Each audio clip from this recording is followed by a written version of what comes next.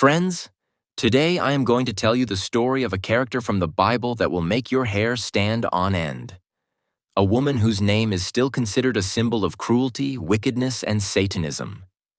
Queen Jezebel, daughter of King Ithbal of Sidon and wife of King Ahab of Israel. She was a priestess of a foreign goddess Baal, and she also spread the poison of idolatry in the holy land of Israel. Her arrival proved to be a curse for Israel, a dark age when truth was suppressed and falsehood reigned. Jezebel's lust was not limited to religion. She also had her eyes on power and land. One day, King Ahab fell in love with the vineyard of a man named Naboth. Naboth was a God-fearing man and refused to sell his ancestral vineyard.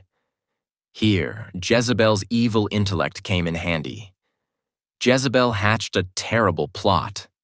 She falsely accused Naboth of blaspheming God and the king. 2 false witnesses were brought forward and Naboth was stoned to death.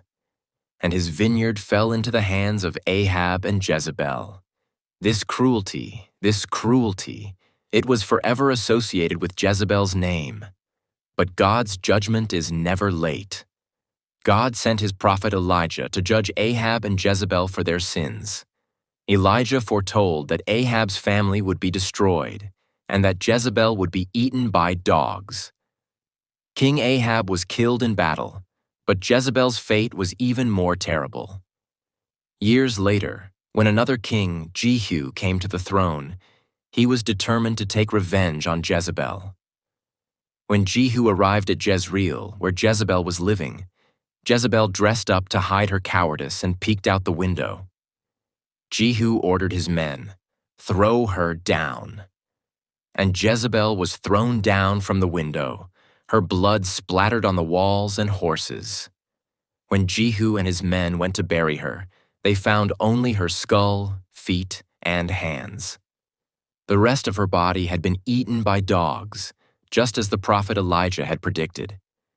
Jezebel's fate is a lesson to those who disobey God's commands, commit injustice, and shed the blood of innocent people.